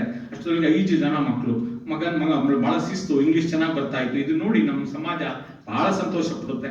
1926ನೇ ಇಸ್ವಿನಲ್ಲೇ ಬಳ್ಳಾರಿನಲ್ಲಿ ಅಖಿಲ ಭಾರತ ನಮ್ಮ ಕನ್ನಡ ಸಾಹಿತ್ಯ ಪರಿಷತ್ತು ಕನ್ನಡ ಸಾಹಿತ್ಯ ಸಮ್ಮೇಳನಕ್ಕೆ ಅಧ್ಯಕ್ಷರು ಮಾಡ್ತಾರೆ. 1926ನೇ ಇಸ್ವಿಗೆ, ಅಂದ್ರೆ ಸುಮಾರು 46 ವಯಸ್ಸು ಅವ್ರಿಗಷ್ಟೇ. ಅಖಿಲ ಭಾರತ ವೀರಶೈವ ಮಹಾಸಮ್ಮೇಳನಕ್ಕೆ ಅಧ್ಯಕ್ಷರು ಮಾಡ್ತಾರೆ. ಕರ್ನಾಟಕ ಏಕೀಕರಣ ಸಮಿತಿ ಅಧ್ಯಕ್ಷರು ಮಾಡ್ತಾರೆ. ಇದೆಲ್ಲ ನೋಡಿ ಕನ್ನಡ ಪ್ರಚಾರ, ತತ್ವ ಪ್ರಚಾರ ಇದೆಲ್ಲ ನೋಡಿ ನವ ಕರ್ನಾಟಕ ಅಂತ ಒಂದು ಪತ್ರಿಕೆಯನ್ನು ಪ್ರಾರಂಭ ಮಾಡ್ತಾರೆ. ಅದರಲ್ಲಿ ನಾನು ಕರ್ನಾಟಕ ಏಕೀಕರಣಕ್ಕೋಸ್ಕರ ದುಡಿತೀನಿ ಅಂತ. ದುರಂತ ಹಿಂಗೆಲ್ಲ ಮಾಡಿದಾಗ ಅವ್ರಿಗೆ ಬೇಕಾದಷ್ಟು ತೊಂದರೆ ಬರುತ್ತೆ. ಒಂದು ದಿವಸ ಊಟ ಮಾಡೋದಕ್ಕೆ ಕಾಳೆ ಇರಲ್ವಂತೆ ಮನೆಯಲ್ಲಿ. ನಮ್ಮ ನಾಗನೂರು ಮಠ ಬೆಳಗಾಂನಲ್ಲಿ ನಾಗನೂರು ರುದ್ರಾಕ್ಷ ಮಠ ಸ್ವಾಮಿಗಳು ಹೋಗ್ತಾರೆ. ಮನೆಯೆಲ್ಲ ಏನು ಹಿಂಗೆ ಈ ತರ ಅಂದಾಗ ಗೊತ್ತಾಗುತ್ತೆ ಮನೆಯಲ್ಲಿ ಇವ್ರಿಗೆಲ್ಲ ಬಹಳ ತೊಂದರೆ ಆಗ್ಬಿಟ್ಟಿದೆ ಪ್ರಸಾದಕ್ಕೆ ಅಂತ. ಹೋಗಿ ಯಾರ ಸ್ನೇಹಿ ಕಳಿಸಿ ಜೋಳ, ಗೋಧಿ, ಅಕ್ಕಿ ಎಲ್ಲ ತರಿಸೋರು ಮನೆಯಲ್ಲಿ ಹಾಕ್ತಾರಂತೆ. ತರಿಸಿ ಹಾಕಿ ಇಲ್ಲ ಶರಣರು ನೀವು ತುಂಬಾ ಕೆಲಸ ಮಾಡ್ತಾ ಇದ್ದೀರಾ, ದಯಮಾಡಿ ಇದನ್ನ ಸ್ವೀಕಾರ ಮಾಡಿ, ಏನ್ ತಪ್ಪು ತಿಳ್ಕೊಬೇಡಿ ಹಾಗೆ ಅಂತ ಸ್ವೀಕಾರ ಮಾಡ್ತಾರೆ. 1956ನೇ ಇಸ್ವಿನಲ್ಲಿ ಕರ್ನಾಟಕ ಯೂನಿವರ್ಸಿಟಿ ಅವ್ರಿಗೆ ಡಾಕ್ಟರೇಟ್ ಕೊಡ್ತು. ಬ್ರಿಟಿಷ್ ಅವರಿಗೆ ರಾಹಬಹದ್ದೂರ್ ಪ್ರಶಸ್ತಿಯನ್ನು ಕೊಟ್ಟಿತ್ತು. ಮೈಸೂರು ಮಹಾರಾಜರು ಇವರೆಲ್ಲ ಸೇವೆ ನೋಡ್ಬಿಟ್ಟು ಸಂತೋಷ ಜಯಚಾಮರಾಜನ ನೋಡಿ ಒಂದು ಕಾಗದ ಬರೀತಾರೆ. ತಮ್ಗೆ ಏನ್ ಸಹಾಯ ಬೇಕು ಅಪ್ಪ ಕೇಳಿದಾಗ, ಇಲ್ಲ ನಾನು ಅಲ್ಲಮ್ಮ ಪ್ರಭುವಿನ ವಚನವನ್ನು ಮುದ್ರಣ ಮಾಡ್ತಾ ಇದ್ದೀನಿ, ಅದಕ್ಕೆ ಹೊಸ ಮಳೆ ಕೊಡಿಸಿ ಅಂತ ಕೇಳಿ. ಅಯ್ಯೋ, ಮಹಾರಾಜರು ಪತ್ರ ಬರೆದ್ರೆ ನನಗೆ ಟೈಪ್ಸ್, ಆ ಕಾಲದಲ್ಲೆಲ್ಲ ನೀವೆಲ್ಲ ನೋಡಿಲ್ಲ, ಹೊಸ ಹುಡುಗರು ನೋಡಿಲ್ಲ, ಹಳಬರೆಲ್ಲ ನೋಡೋರು. ಟೈಪ್ಸ್ ಅಂದ್ರೆ ಇದನ್ನು ಜೋಡಿಸೋದಕ್ಕೆ ಜೋಡಿಸಿ ಪ್ರಿಂಟ್ ಮಾಡೋದಕ್ಕೆ ಹೊಸ ಟೈಪ್ಸ್ ಕಳಿಸಿದ್ರೆ ಅದೇನೋ 300-500 ರೂಪಾಯಿ ಆಗಿರ್ಬೋದು, ಅಥವಾ 1000 ರೂಪಾಯಿ ಆಗಿರ್ಬೋದು ಅಷ್ಟೇ. ಮಹಾರಾಜರ ಪತ್ರ ಬರೆದ್ರು ಆ ತರದ ಒಂದು ಉತ್ತರ ಹೇಳ್ತಾರೆ. ಆದ್ರೆ ಅವ್ರಿಗೊಂದು ನಿಧಿ ಕೊಡ್ತಾರೆ. ಎಲ್ಲ ಜನ ಎಲ್ಲ ಕೊಟ್ಟಾಗ ಆ ನಿಧಿನ ಎಷ್ಟು ಎಚ್ಚರವಾಗಿ ಬಳಸ್ತಾರೆ ಅಂದ್ರೆ, ಅದನ್ನೊಬ್ಬನ ಹಿರಿಯ ಸ್ನೇಹಿತನಿಗೆ ಹೇಳಿರ್ತಾರೆ, ನೋಡಪ್ಪ ನಾನು ಪೇಪರ್ ತಗೋಬೇಕು, ಒಂದು 300 ರೂಪಾಯಿ ಡ್ರಾ ಮಾಡ್ಕೊಡು, 200 ರೂಪಾಯಿ ಕೊಡು ಅಂತ ಅವ್ರ ಹತ್ರ ಸೈನ್ ಮಾಡಿ ಚೆಕ್ ತಗೊಂತಿದ್ರಂತೆ. ಅವ್ರು 3 ಸಂಸ್ಥೆಯನ್ನು ಕಟ್ಟಿದ್ರು. BLD ಸಂಸ್ಥೆ ನಾವೆಲ್ಲ ನೋಡಿದೀವಿ, ಈಗ ದೊಡ್ಡ ಸಂಸ್ಥೆ ಇದು, ಕೋಟ್ಯಾಂತರ ಟರ್ನ್ ಓವರ್ ಮಾಡುತ್ತೆ. ಸಿದ್ದೇಶ್ವರ ಹೈಸ್ಕೂಲ್ ಅಂತ ಪ್ರಾರಂಭ ಮಾಡಿದ್ರು. ಜನಪ್ರೀತಿಗೋಸ್ಕರ ಸಿದ್ದರಾಮನ ಭಕ್ತರು ಬಹಳ ಬಿಜಾಪುರದಲ್ಲಿ, ಅದಕ್ಕೆ ಸಿದ್ದರಾಮ ಸಿದ್ದೇಶ್ವರ ಎರಡು ಒಂದೇ. ಅದರಿಂದ ಸಿದ್ದೇಶ್ವರ ದೇವಸ್ಥಾನ ಕಟ್ಟಿದ್ರು. ಅದಕ್ಕೊಂದು ಇದು ಕಟ್ಟಿದ್ರು, ಒಂದು ಹಾಲ್ ಸಭಾಭವನ ಕಟ್ಟಿದ್ರು. ಅದರಿಂದ ಬಾಡಿಗೆ ಬರಂಗ್ ಮಾಡಿದ್ರು. ಸಿದ್ದೇಶ್ವರ ಹೈಸ್ಕೂಲ್ ನಲ್ಲಿ ಆ ಕಾಲಕ್ಕೆ ಸ್ವಾತಂತ್ರ್ಯ ಹೋರಾಟ ಸಂದರ್ಭದಲ್ಲಿ ಸ್ವಾತಂತ್ರ್ಯಕ್ಕೂ ಸಪೋರ್ಟ್ ಮಾಡಿದ್ರು. ಆಮೇಲೆ ಬಸವಣ್ಣ ವಚನ ಇವನ್ನೆಲ್ಲ ನಾನು ಇಷ್ಟೊಂದು ಕೆಲಸ ಮಾಡ್ತಾ ಇದ್ದೀನಿ, ಏನ್ ಪ್ರಚಾರ ಮಾಡೋದು ಅಂದಾಗ ಸಂಗೀತ ಮೇಷ್ಟ್ರನ್ನ ಅಪಾಯಿಂಟ್ ಮಾಡ್ಕೊಂಡ್ರು ಅವ್ರ ಹೈಸ್ಕೂಲ್ ನಲ್ಲಿ. ಅವ್ರ ಕೈಲಿ 75 ನಮ್ಮ ಬಸವಣ್ಣ ವಚನಗಳಿಗೆ ಸ್ವರಪ್ರಸ್ಥಾನ ಹಾಕಿಸಿ ಶರಣರ ಕೀರ್ತನೆಗಳು, ಶರಣ ವಚನಗಳ ಕೀರ್ತನೆಗಳು ಅಂತ ಒಂದು ಸಣ್ಣ ಪುಸ್ತಕ ಮಾಡಿದ್ರು. ಅದನ್ನ ಓದ್ಕೊಂಡು ಹಾಡಬೇಕು, ಇಲ್ಲ ಪ್ರಚಾರ ಆಗ್ಬೇಕು ಈ ದೃಷ್ಟಿಯಲ್ಲಿ. ನೋಡಿ, ಅವರು ಇಂಗ್ಲಿಷ್ ಭಾಷೆಗೆ ತಂದ್ರು. ಆಮೇಲೆ ವಚನಶಾಸ್ತ್ರದ ಸಾರ ಭಾಗ 1, ಭಾಗ 2, ಭಾಗ 3 ಅಂತ ಸುಮಾರು 3,000 ವಚನ, 4,000 ವಚನ, ಅದರಲ್ಲಿ ತತ್ವ ಸಿದ್ಧಾಂತ ನೀವು ಹೇಗೆ ಕೇಳ್ತಿರೋ ಎಲ್ಲವನ್ನೂ ಹೇಳುವಂತ ಒಂದು ಪುಸ್ತಕಗಳು 3 ಪುಸ್ತಕವನ್ನು ಮಾಡಿದ್ರು. ಆ 3 ಪುಸ್ತಕ ಅಂದ್ರೆ ನಮ್ಮ ಬೈಬಲ್ ಇದ್ದಂಗೆ ಯಾವಾಗ್ಲೂ ಅಧ್ಯಯನ ಮಾಡ್ತಾ ಇರ್ಬೇಕು. ಅದ್ರಲ್ಲಿ ನೀವೇನ್ ಕೇಳಿದ್ರು, ಗುರು ಅಂದ್ರೆ ಏನು, ಲಿಂಗ ಅಂದ್ರೆ ಏನು, ಜಂಗಮ ಅಂದ್ರೆ ಏನು, ಪಾದೋದಕ ಅಂದ್ರೆ ಏನು, ಪ್ರಸಾದ ಅಂದ್ರೆ ಏನು, ಅಯ್ಯ ಅಂದ್ರೆ ಏನು, ಎಲ್ಲ ವಿಚಾರವನ್ನು ತಿಳಿಸುವಂತ ಈ ಕೃತಿಗಳನ್ನ ಮಾಡಿದ್ರು. ಜೊತೆಗೆ ಹರಿಹರನ ರಗಳೆಗಳನ್ನು ಮಾಡಿದ್ರು. ವಿಶ್ವ ಶಾಸ್ತ್ರಿಗಳು ಈಗ ನಮ್ಮ ದಂಡೀಶ್ವರದಲ್ಲಿ ಒಂದು ಮ್ಯಾನ್ಸ್ಕ್ರಿಪ್ಟ್ ಇತ್ತಂತೆ ಹರಿಹರನೊಂದು. ಆಗ ಅವನು 2ನೇ ಮದುವೆ ಮಾಡ್ಕೋಬೇಕಾಯ್ತು, ಊರಿನವ್ರು ಗಲಾಟೆ ಮಾಡ್ತಿದ್ರಂತೆ. ಅವ್ರು ಕೀರ್ತನೆ ಮಾಡಿ ಅವ್ನು 2ನೇ ಮದುವೆ ಮಾಡ್ಕೊಳ್ಳಿ ಅಂತೇಳಿ ಅವ್ನಿಗೆ ಒಪ್ಪಿಸಿ ಆ ಮ್ಯಾನ್ಸ್ಕ್ರಿಪ್ಟ್ ಇಸ್ಕೊಂಡು ಅಳಕಟ್ಟಿಯವ್ರಿಗೆ ಕಳಿಸಿದ್ರು. ಪಬ್ಲಿಷ್ ಆಯ್ತು. ಇಷ್ಟು ಸಮಾಜ ತುಂಬಾ ಶ್ರಮ ಹಾಕಿದೆ, ಸುಮ್ಮನೆ ಒಂದು ಸಣ್ಣ ಪುಟ್ಟದಾಗ ಏನು ಶ್ರಮ ಹಾಕಿಲ್ಲ, ಬಹಳ ಅದ್ಭುತವಾಗಿ ಕೆಲಸ ಮಾಡಿದ್ದಾರೆ. ಸಿದ್ದರಾಮ ಜಯಂತಿ ಈಗ ಮಾಡ್ತಾ ಇದೀವಲ್ಲ, ಸಿದ್ದರಾಮ ಜಯಂತಿ ಮಾಡ್ಲಿಕ್ಕೆ ಕಾರಣ ಅಳಕಟ್ಟಿಯವರು. ಆ ಕಾಲಕ್ಕೆ ಸಿನಿಮಾ ಅಂತ SR ಮಲ್ಲಪ್ಪನವರು ಅಂತ ನಮ್ಮ ಮಠಕ್ಕೆ ಬಹಳ ಪರಮ ಪೂಜ್ಯರು. ಅವರು ಬಹಳ ದೊಡ್ಡ ಸೇವೆ, ಬ್ರಹ್ಮಚಾರಿಗಳಾಗಿ ತಿಪ್ಟೂರಿನಲ್ಲಿದ್ದಂಥವ್ರು. ಅವರೇ ನಮ್ಮ ಸಿರಿಗೆರೆ ಮಠದಲ್ಲಿ ಇದನ್ನ ಪ್ರಾರಂಭ ಮಾಡಿದಂಥವ್ರು. ಯಾವ್ದನ್ನ ಹುಣ್ಣಿಮೆ ಮಾಡ್ತಾರಲ್ಲ ಸುದ್ದಿ, ಇಂಥ ತರಳುಬಾಳ ಹುಣ್ಣಿಮೆ ಪ್ರಾರಂಭ ಮಾಡಿದಂತೂ ಸಿನಿಮಾ SR ಅಂತ. ಅವರು ಆ ಕಾಲಕ್ಕೇನೆ ತಂದೆ ಸಿದ್ದಮ್ಮ, ತಾಯಿ ಸಿದ್ದಮ್ಮ, ತಂದೆ ರುದ್ರಪ್ಪ, ಸಿನಿಮ ಆ ತರ ಇಟ್ಕೊಂಡ್ರು SR ಮಲ್ಲಪ್ಪ ಅಂತ. ಅವರು ಅವ್ರು ಕರೆಸಿ ಅವರು ಒಂದು ಚರ್ಚೆ ಮಾಡಿ ಅವ್ರದ್ದೊಂದು 80 ಕಾಗದ ಅವ್ರಿಗೆ ಬರ್ದವ್ರೆ. ಯಾರು ಅಳಕಟ್ಟಿಯವರು. ಅದು 80 ಕಾಗದನ BMC ಪ್ರತಿಷ್ಠಾನದ ಮುದ್ರಣ ಮಾಡೋರು. ಇನ್ನೊಂದು 30 ಕಾಗದ ಕೆಳಗೆ ಬರ್ದವ್ರಂತೆ. ಯಾವ ಕಾರಣಕ್ಕೂ ಇದನ್ನು ಮುದ್ರಿಸಬಾರ್ದು ಅಂತ ಅವರು ಕೊಡ್ಲಿಲ್ಲ. ಇಲ್ಲ, ನಾನು ಅಳಕಟ್ಟಿಯವ್ರ ಮಾತು ಬೀರೋದಿಲ್ಲ ಅಂತ 80 ಕಾವ್ಯದಲ್ಲಿ. ಆಗ ಸಿದ್ದರಾಮ ಜಯಂತಿ ಯಾವಾಗ ಮಾಡ್ಬೇಕು, ಹೇಗ್ ಮಾಡ್ಬೇಕು ಅಂತ ಹೇಳಿ ಅದನ್ನು ನಿರ್ಧಾರ ಮಾಡಿದಂತವ್ರು ಅಳಕಟ್ಟಿಯವರು. ಸಿದ್ದರಾಮ ಜಯಂತಿ ಪ್ರಪ್ರಥಮವಾಗಿ ಪ್ರಾರಂಭ ಆದಾಗ ತಿಪ್ಟೂರಿಗೂ ಗೋಡೆಕೆರೆಗೂ ತುಮಕೂರು ಜಿಲ್ಲೆಗೆ ಬಂದು ಅವರು ಅದನ್ನು ಉದ್ಘಾಟನೆ ಮಾಡಿದ್ರು. ಅದನ್ನ ನಾನು ಬರ್ದಿದ್ದೀನಿ, ಲೇಖನ ಬರ್ದಿದ್ದೀನಿ. ಆ ಕಾಲಕ್ಕೆ ಒಂದು ಪತ್ರಿಕೆಯಲ್ಲಿ ಬಂದಿದ್ರು, ನಮ್ಮ ಮಠಕ್ಕೂ ಬಂದಿದ್ದಾರೆ ಯಾರು, ನಮ್ಮ ಅಳಕಟ್ಟಿಯವರು. ಇಂಥ ಮಹಾಚೇತನ 1964ನೇ ಇಸ್ವಿನಲ್ಲಿ ಮಹಾಲಿಂಗದಲ್ಲಿ ಲೀನವಾಯಿತು. ಅವ್ರಿಗೆ ಒಬ್ಬ ಮಗ ಇದ್ದ, ಅವನು ಡೆಲ್ಲಿನಲ್ಲಿ BSc ಇದನ್ನ ಮಾಡಿದ್ದ, ಟೆಕ್ಸ್ಟೈಲ್ ಮಾಡಿದ್ದ, ಬಹಳ ಒಳ್ಳೆ ಕೆಲಸದಲ್ಲಿದ್ದ. ದುರಂತ ಏನು ಅಂದ್ರೆ ಅವನಲ್ಲಿ ಆಫೀಸ್ಗೆ ಹೋಗ್ಬೇಕಾದ್ರೆ ಮ್ಯಾಸಿವ್ ಹಾರ್ಟ್ ಅಟ್ಯಾಕ್ ಅಂದ್ರೆ ಹೃದಯಾಘಾತ ಆಗಿ ಸತ್ತೋಗ್ಬಿಟ್ಟ. ಅವ್ನು ಸತ್ತಾಗ ಹೋಗಕ್ಕೆ ಆಗಲ್ಲ. ಆಮೇಲೆ ಅವ್ರು ಹೋಗ್ಬಿಟ್ಟು ಬಂದ್ರು. ಅವನ ಜನ ಎಲ್ಲ ಅಲ್ಲಿರೋರೆ ಎಲ್ಲ ಸೇರಿ ಯಮುನಾ ನದಿ ದಂಡೆಯನ್ನೆಲ್ಲ ಅವನ್ನ ಮಣ್ಣು ಮಾಡ್ತಾರೆ ಅಲ್ಲಿ ಇದ್ದಂಥವ್ರು. ಯಾಕೆಂದ್ರೆ ಡೆಲ್ಲಿನಲ್ಲಿ ವೀರಶೈವ ಲಿಂಗೋಂತ ಸಂಪ್ರದಾಯ ಎಲ್ಲ ಯಾರು ಪಾರ್ಲಿಮೆಂಟ್ ಅಲ್ಲಿ ಸುತ್ತಾ ಇದ್ದವರೆಲ್ಲ ಸೇರಿ ಮಾಡಿದ್ದನ್ನು ಅವ್ರು ದಾಖಲೆ ಮಾಡ್ತಾರೆ. ನನ್ನ ಮಗ ಸತ್ತಿದ್ದನ್ನು ನಾನು ಬರಿಬೇಕಾದ ಪ್ರಸಂಗ ಬಂತು ಅಂತ. ಇಂಥ ಚೇತನ 1964ರಲ್ಲಿ ಅವರು ಮಹಾಲಿಂಗದಲ್ಲಿ ಆದ್ರು. ಅವರು ಮಾಡಿದಂತ ಒಂದು ಸುಮ್ಮನೆ ಪುಸ್ತಕಗಳು, ನಾನು ವಚನದ ದೊಡ್ಡ ಪಟ್ಟಿನೇ ಇದೆ, ಅದನ್ನೆಲ್ಲ ಏನು ಹೇಳಲ್ಲ. ಅದು ಕೆಲವು ಮಾತ್ರ ಎಷ್ಟು ವಿಶೇಷವಾದ ವಚನಗಳನ್ನ ಮಾಡಿದ್ರು ಅನ್ನೋದನ್ನ ಹೇಳ್ತೀನಿ. ಬಸವೇಶ್ವರ ವಚನಗಳು, ಬಸವಣ್ಣವ್ರ ಶ್ರೇಷ್ಠ ವಚನವನ್ನ ಶಾಸ್ತ್ರ ಶುದ್ಧವಾಗಿ ಯಾರು ಮಾಡ್ತಾರೋ ಅವ್ರಿಗೆ 2,000 ರೂಪಾಯಿ ಕೊಡೋದು ಅಂತ ಅವರು ಬಿಲ್ ಬರೆದ್ಬಿಟ್ಟಿದ್ರು. ಅವರು ಬಳ್ಳಾರಿಯವರು, ದಾವಣಗೆರೆಯಲ್ಲಿ ಇದ್ರು. ಆ ಬಿಲ್ ಪ್ರಕಾರ ಆ ಬಸವೇಶ್ವರ ವಚನಗಳನ್ನ ಓಲೆಗಿರಿಯಿಂದ ಮಾಡಿದ್ದಕ್ಕೋಸ್ಕರ ಅವ್ರಿಗೆ ಕೊಟ್ಟರು, ಅದನ್ನ ಕೊಡ್ತಾರೆ. ಅವ್ರ ಆ ಹಣ ಬಂದಿದ್ರಿಂದ ನನಗೆ ಬಹಳ ಸಹಾಯ ಆಯ್ತು ನನ್ನ ಮಾತನ್ನು ಹೇಳ್ತಾರೆ. ಅವ್ರ ಹೆಸರೆಲ್ಲ ಗೊತ್ತು, ನಾನು ಅದನ್ನೆಲ್ಲ ಬರ್ದಿದ್ದೀನಿ. ಆಮೇಲೆ ಇನ್ನ ಮುಂದಕ್ಕೆ ಸಟೀಕ ಬಸವೇಶ್ವರ ವಚನಗಳು. ಸಟಿ ಅಂದ್ರೆ ಬಸವಣ್ಣವ್ರ ವಚನಕ್ಕೆ ಪ್ರಾಚೀನವಾದ ಟೀಕೆನೇ ಇತ್ತು, ಅದನ್ನೆಲ್ಲ ಓದ್ಕೊಂಡಿದ್ರು. ಓದ್ಕೊಂಡಾಗ ಅದನ್ನ ಪ್ರಿಂಟ್ ಮಾಡಕ್ ಪ್ರಾರಂಭ ಮಾಡಿದ್ರು. ಅವ್ರಿಗೆ ಹಣದ ಅಭಾವ, ಸಮಯದ ಅಭಾವ, ಈ ದೃಷ್ಟಿಯಿಂದ ಪುಸ್ತಕ ರೂಪದಲ್ಲಿ ಮಾಡಕ್ಕಾಗ್ಲೇ ಇಲ್ಲ. ಅದು ಶಿವಾನುಭವದಲ್ಲಿ ಸೀರಿಯಲೈಸ್ ಆಯ್ತು. ಒಂದು 95 ವಚನಕ್ಕೆ ಮಾತ್ರ ಬರೆದ್ರು. ನನ್ನ ಪ್ರಕಾರ ಅವ್ರಿಗೊಂದು ಅದ್ಭುತವಾಗಿರುವಂತ ಓಲೆಗರಿ ಸಿಕ್ಕಿದೆ. ಆದ್ರೆ ಅವ್ರು ಏನ್ ಮಾಡಿದ್ರು, ಅದನ್ನ ಆಸ್ ಇಟ್ ಈಸ್ ಪಬ್ಲಿಷ್ ಮಾಡ್ಲಿಲ್ಲ. ಅದನ್ನ ಅವರು ಸ್ವಲ್ಪ ಹೊಸ ಕನ್ನಡಕ್ಕೆ ಎತ್ತಿದ್ರು ಅಂತ ಅನ್ಕೊಳ್ತೀನಿ.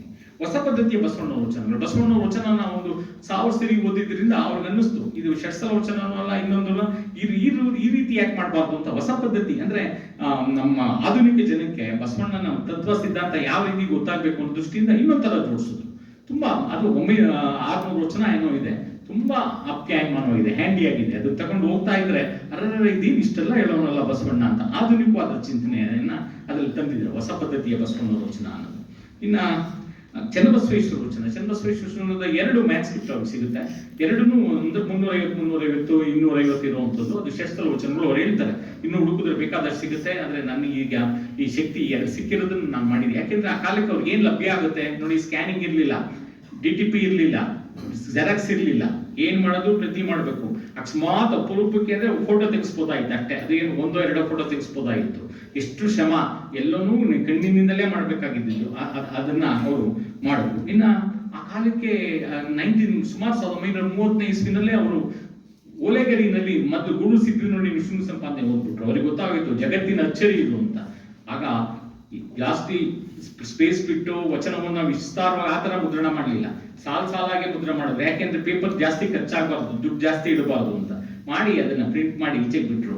ಅದು ಒಂದು ಮ್ಯಾನ್ಸ್ಕ್ರಿಪ್ಟ್ ನಮ್ಮ ಕೋಲಾರ ಡಿಸ್ಟ್ರಿಕ್ಟ್, ಒಂದು ಉತ್ತರ ಕರ್ನಾಟಕದ್ದು, ಇಡೀ ಕರ್ನಾಟಕದಲ್ಲಿ ಸಂಚನ ಆಗೋಯ್ತು. ಅದು ನೋಡಿ ಎಂ.ಆರ್. ಶ್ರೀನಿವಾಸ ಮೂರ್ತಿಗಳು ಅಂತ ನಮ್ಮ ಪರಮಪೂಜ್ಯ ಮಹಾಸ್ವಾಮೀಜಿಗಳಿಗೆ ಫಿಸಿಕ್ಸ್ ಮೆಸ್ಟ್ ಆಗಿದ್ದು ತುಮಕೂರಿನಲ್ಲಿ, ಬಹಳ ದೊಡ್ಡ ವಿದ್ವಾಂಸರು, ವಚನವನ್ನು ಅರಿತು ಕುಡಿದಂಥವ್ರು. ಅವರು ಹೋಗಿ ಓಲೆಗರಿನಲ್ಲೇ ಶಿವನ ಪ್ರಸಾದಿ ಮಾಧವಿಂದು, ಅಲ್ಗೆಯಾರಿಂದು, ಗುಮ್ಲಾಪುರ ಸಿದ್ಧಲಿಂಗೇತಿದು, ಗೂಡು ಸಿದ್ವಿ ನೋಡಿಂದು ಓದಿ ಒಂದು ದೊಡ್ಡ ಲೇಖನ ಬರೆದ್ರು. ಆ ಲೇಖನನೇ ನಮ್ಮ ವಶೂಲಿ ಸಂಪಾದನೆ ಸಂಚಾರ ಆಗಿದ್ದು 1935 ಇಸ್ವಿನಲ್ಲಿ. ಇದೊಂದು ದೊಡ್ಡ ಕಾರ್ಯಕ್ರಮ ಮಾಡಿದಂತ ಕೀರ್ತಿ ಹಳಕಟ್ಟಿ ಅವ್ರಿಗೆ ಬಂತು. ನೆಕ್ಸ್ಟ್ ಇದು ಶೂನ್ಯ ಸಂಪಾದನೆ ಅವ್ರ ಮೇಲೆ ಎಷ್ಟು ಪರಿಣಾಮ ಬೀರ್ಬಿಡ್ತು ಅಂತಂದ್ರೆ, ಶೂನ್ಯ ಸಂಪಾದನೆ ಏನು ಸಟೀಕ ಅಂದ್ರೆ ಅದರಲ್ಲಿ ಕೆಲವು ಇದಕ್ಕೆ ಅರ್ಥ ಆಗಲ್ಲ ಜನಕ್ಕೆ, ಅದು ಸ್ವಲ್ಪ ಸುಲಭವಾಗಿ ಬರೆದ್ರೆ ವಿಶ್ಲೇಷಣೆ ಮಾಡಿದ್ರೆ ಚೆನ್ನಾಗಿ ಅರ್ಥ ಆಗುತ್ತೆ ಅನ್ನೋ ದೃಷ್ಟಿಯಿಂದ ಒಂದೊಂದು ಅಧ್ಯಾಯ 2 ಅಧ್ಯಾಯ ಯಾರೋ ಒಬ್ರು ಬರ್ತಾರೆ, ನಾನು ₹100 ಕೊಡ್ತೀನಿ ಮಾಡಿ ಯಾವ್ದಾದ್ರು ಪುಸ್ತಕ ಅಂದ್ರೆ ಅಂತದ ಸಂದರ್ಭದಲ್ಲಿ 1-2 ಪುಸ್ತಕಗಳನ್ನ 2-3 ಸಂಧಿಗಳಿಗೆ ಟೀಕೆಯನ್ನು ಬರೆದಿದ್ದಾರೆ. ಆ ಟೀಕೆನೂ ಈ ಕಲಬುರ್ಗಿ ಅವರು ಸಮಗ್ರ ವಚನ ಸಂಪುಟದಲ್ಲಿ ಪ್ರಿಂಟ್ ಮಾಡಿದ್ದಾರೆ. ಈ ರೀತಿ ಅಲ್ಲದೆ ಅಂಬಿಗರ ಚೌಡಯ್ಯನ ವಚನ ಅಂದ್ರೆ ನೀವೇನು ಅನ್ಕೊಂಡ್ರಿ, ಎಲ್ಲ ಒಂದು ಓಲೆಗರಿಲಿ ಒಂದೇ ಕಡೆ ಇರುತ್ತೆ ಅನ್ಕೊಂಬಿಡಿ. ಒಂದು 50 ಓಲೆಗರಿ ತೆಗೆದು ನೋಡ್ಬೇಕು, ಅದ್ರಲ್ಲಿ 3 ವಚನ, ಇದ್ರಲ್ಲಿ 2 ವಚನ, ಇದ್ರಲ್ಲಿ 1 ವಚನ, ಹಿಂಗೆ ಹಿಂಗ್ ನೋಡಿದಾಗ 120 ವಚನ ಸಿಕ್ತು. ಅದನ್ನ ಒಂದ್ ಕಡೆ ಜೋಡಿಸುದು ಅಂದ್ರೆ ಎಷ್ಟು ಓಲೆಗರಿ ಬಿಚ್ಚಿ ಕಟ್ಟಿ ಅದರಲ್ಲಿ ಎಲ್ಲೆಲ್ಲಿದೆ ಗುರ್ತಾಕೊಂಡು ಇದೆಲ್ಲ ಮಾಡೋದಕ್ಕೆ ಬಹಳಷ್ಟು ಶ್ರಮ ಆಗ್ತಿತ್ತು. ಅವರು ಬಿಜಾಪುರದಲ್ಲಿ ಪೂರ್ತಿ ಓಡಾಡ್ತಾ ಇದ್ದಿದ್ದು ಸೈಕಲ್ ಅಲ್ಲೇ ಅಂತ, ಇನ್ನೇನು ಇಲ್ಲ, ಸೈಕಲ್ ಹಾಕೊಂಡು ಓಡಾಡ್ತಾ ಇದ್ರು. ಆದಯ್ಯನ ವಚನ, ಗಣಲಿಂಗದೇವರ ವಚನ ಬರೆದಾಗ ಒಂದು ಮಾತು ಬರೀತಾರೆ, ಇದೆಲ್ಲಿದೆ ಸುತ್ತೂರು ಮಠ ಉಲ್ಲೇಖ ಬರುತ್ತೆ, ಆ ಸುತ್ತೂರು ಎಲ್ಲಿದೆ ಅಂತ ನಂಗೆ ಗೊತ್ತಿಲ್ಲ ಅಂತ ಬರೀತಾರೆ. ಆ ಸಂದರ್ಭ ಅಂದ್ರೆ ಆಮೇಲೆ ಈಗ ಆಮೇಲೆ 1930 ಮೇಲೆಲ್ಲ ಗೊತ್ತಾಯ್ತು. 1907 ಅಲ್ಲೇ ಗಣಲಿಂಗದೇವರ ವಚನ ಅಚ್ಚಾಗಿತ್ತು. ಹೀಗೆ ಗಣದಾಸಿ ವೀರಣ್ಣನ ವಚನ, ಆ ದೇವರ ದಾಸಿಮೈನು ಅಂದ್ರೆ ಜೇಡರ ದಾಸಿಮೈನು ವಚನ, ಮಡಿಮಾಳ ಮಾಚಿದೇವರ ವಚನ, ಹೀಗೆಲ್ಲ ಒಂದು ಸುಮಾರು ಒಂದು 12,000 ಪುಟ ಅವರು ಅದನ್ನು ಎಡಿಟ್ ಮಾಡಿದ್ರು. ಎಡಿಟ್ ಮಾಡಿದ್ಮೇಲೆ ಶಿವಲೇಖ ಮಂಚಣ್ಣನ್ನು ಅವರು ಏನ್ ಮಾಡ್ತಾ ಇದ್ರು, ವಚನಗಾರನ ಬಗ್ಗೆ ಕಲೆಕ್ಟ್ ಮಾಡಿ ಆ ವಚನ ಯಾರು ಬರ್ದ, ಅವನ ಬಗ್ಗೆ ಇತಿಹಾಸ ಏನು ಅನ್ನೋದು ಸ್ವಲ್ಪ ತಿಳ್ಕೊಂಡು ಅವನು ಒಂದು ಬ್ರೀಫ್ ಆಗಿ ಬರೀತಾ ಇದ್ರು. ಸಾಧ್ಯ ಆದ್ರೆ ಅವರು ಕ್ಷೇತ್ರದ ಫೋಟೋ ಕೊಡ್ತಾ ಇದ್ರು. ಇಷ್ಟು ಕೆಲಸ ಮಾಡ್ತಾ ಇದ್ರು. ಯಾರು ಅಪರೂಪದ ಶಾಸನ ಕಳಿಸಿದ್ರೆ ಆ ಶಾಸನವನ್ನು ಪಬ್ಲಿಷ್ ಮಾಡ್ತಾ ಇದ್ರು. ವಿನೀತ ಭಾವದಿಂದ ಇದನ್ನೆಲ್ಲ ಮಾಡ್ತಾ ಇದ್ರು. ಕೊನೆಗೆ ಅವರು ಭಂಡಾರಿ ಶಾಂತಯ್ಯನ ವಚನ ಭಂಡಾರಿ, ಅವನು ಹೇಗಿದ್ದ, ಏನ್ ಜೋಡಿಸ್ತಾ ಇದ್ದ ಅನ್ನೋದು ನಮ್ಗೆಲ್ಲ ಕುತೂಹಲ ಆಗಿದೆ. ಈಗ ಹೇಗೆ ಲೈಬ್ರರಿ ಮೇಂಟೈನ್ ಮಾಡ್ತಾ ಇದ್ದ ಅಂತ ಅವನ ವಚನಗಳನ್ನ ಸಂಗ್ರಹ ಮಾಡಿ ಒಂದು ಸೇವೆ ಎಷ್ಟು ದೊಡ್ಡದು ಹಾಗೆ ಅಂತ. ಸೊಡ್ಡಳ ಬಾಚರಸನ ವಚನ, ಸೊಡ್ಡಳ ಬಾಚರಸ ಗುಜರಾತ್ ದೇಶದವನು. ಅವನು ಬಂದು ಕಲ್ಯಾಣದಲ್ಲಿ ಇರ್ತಾನೆ. ಬಸವಣ್ಣವರು ಗಂಗಾಂಬಿಕೆ ಮದುವೆ ಆಗ್ಬೇಕಾದ್ರೆ ಅವ್ರನ್ನ ಕರ್ಕೊಂಬಂದು ಸೊಡ್ಡಳ ಬಾಚರಸನಲ್ಲೇ ಇಳಿಸಿದ್ರು. ಸೊಡ್ಡಳ ಬಾಚರಸನ ಅರಮನೆಯಲ್ಲೇ ಬಸವಣ್ಣವ್ರನ್ನ ಇಳಿಸಿದ್ರು ಅಂತ ಭೀಮಕವಿ ಬರ್ದವನೆ. ಈ ಭೀಮಕವಿ ಇನ್ನೊಂದು ಕೆಲಸ ಮಾಡಿದ್ದಾನೆ, ನನಗೆ ಆಶ್ಚರ್ಯ, ಆದ್ರೆ ಅದು ನಾನು ನೋಡುತ್ತಾ ಇದ್ದೀನಿ. ಈಗ ಏನಪ್ಪಾ ವಿಶೇಷ ಅಂದ್ರೆ ಗರ್ಭಾಷ್ಟಮಕ್ಕೆ ಲಿಂಗ ದೀಕ್ಷೆ ಮಾಡ್ತಾ ಇದ್ರು. 8 ತಿಂಗಳಿಗೆ ಮಾಡಿ ಆ ಲಿಂಗಕ್ಕೆ ಏನ್ ಹೆಸರು ಬರೀತಾ ಇದ್ರು ನಾನೆಲ್ಲ ಕೇಳಿದೆ. ಭೈರವೇಶ್ವರ ಕಾವ್ಯದಲ್ಲಿ ತೀರ್ಥಲಿಂಗ ಅಂತ ಕೊಡ್ತಾವನೆ. ಅಮ್ಯುನೆಟಿಕ್ ಫ್ಲೂಯಿಡ್ ಇರುತ್ತೆ, ಮಗು ಒಳಗೆ ಇದ್ದಾಗ ನೀರಿರುತ್ತೆ. ಅದು ಅವಳ ತಾಯಿ ಏನ್ ಮಾಡಬೇಕು, ಮೊದಲು ತನ್ನ ಇಷ್ಟಲಿಂಗವನ್ನು ಪೂಜೆ ಮಾಡ್ಕೊಂಡು 8 ತಿಂಗಳಾದ್ಮೇಲೆ ಮಗುವಿನ ಲಿಂಗವನ್ನು ಪೂಜೆ ಮಾಡ್ಕೊಂಡು ರೆಟ್ಟೆ ಕಟ್ಕೊಂಡಿರ್ತಾ ಇದ್ರು. ಪ್ರಸವದ ಸಂದರ್ಭದಲ್ಲಿ ಆ ಮಗುವಿನ ಲಿಂಗವನ್ನು ಕೈ ತಗೊಂಡು ಮಗು ತಲೆ ಈಚೆ ಅರ್ಧೋದಯ ಸಣ್ಣದಾಗಿ ಬರುತ್ತೆ, ತಲೆ ಚಂದ್ರ ಬಂದಂಗೆ ಬರುತ್ತೆ ತಲೆ.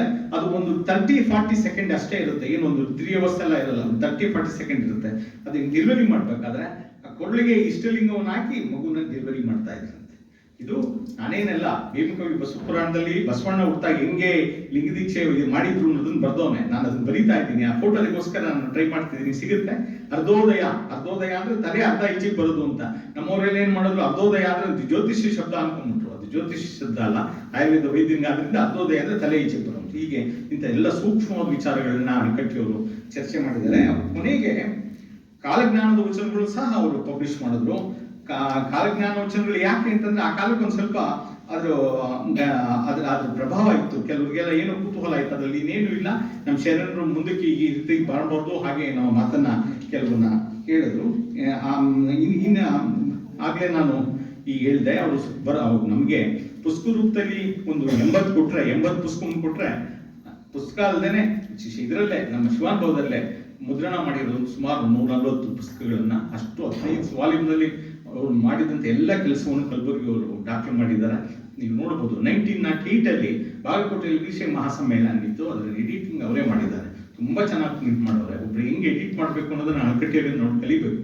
1908 ಅದರಲ್ಲಿ ಮರಾಠಿ ಡಾಕ್ಯುಮೆಂಟ್ಸೂ ಕೊಟ್ಟವ್ರೆ. ಅದನ್ನ ಆ ಕಾಲಕ್ಕೆ ಪ್ರಿಂಟಿಂಗ್ ತುಂಬಾ ಚೆನ್ನಾಗಿ, ಮೈಸೂರು ಸ್ಟಾರ್ನಲ್ಲಿ ಒಂದು ಒಳ್ಳೆ ಪ್ರಿಂಟಿಂಗ್ ಪ್ರೆಸ್ ಇತ್ತು ಮೈಸೂರಿನಲ್ಲಿ, ಯಜಮಾನ್ ವೀರಸಂಗಪ್ಪ, ಅಲ್ಲಿ ಪ್ರಿಂಟ್ ಮಾಡಿಸೋರೆ A4 ಸೈಜು. ಅದನ್ನ ರೀಪ್ರಿಂಟ್ ಮಾಡಿದ್ರು. ಕಲಬುರಗಿಯವರು ಆದ್ರೆ ಮರಾಠಿ ಭಾಗ ಬಿಟ್ಬಿಟ್ರು, ಬಿಡಬಾರ್ದಾಗಿತ್ತು, ಅದರಲ್ಲಿ ಇರಬೇಕಾಗಿತ್ತು. ಹೀಗೆ ಇಷ್ಟು ದೊಡ್ಡ ಸೇವೆಯನ್ನ ಮಾಡಿದಂಥ ಅಳಕಟ್ಟಿಯವರು ನಮ್ಮ ಸದಾ ಸ್ಮರಣೀಯರು. ಈ ಲಿಂಗತತ್ವ ಸಿದ್ಧಾಂತ ವಚನ ಸಾಹಿತ್ಯಕ್ಕೆ ಅವ್ರ ಕೊಡುಗೆ ಬಹಳ ಅಪಾರವಾದ್ದು ಅಂತ ಮಹನೀಯರನ್ನ ಕುರಿತು ಮಾತನಾಡಲಿಕ್ಕೆ ಅವಕಾಶ ಮಾಡಿಕೊಟ್ಟಂತ ಪರಮ ಪೂಜ್ಯರಿಗೆ ಸಾವಧಾನವಾಗಿ ಕೇಳಿದ ನಿಮ್ಮೆಲ್ಲರಿಗೂ ಹೊಂದಿಸಿ ನಾನು ಮಾತು ಮುಗಿಸ್ತೀನಿ.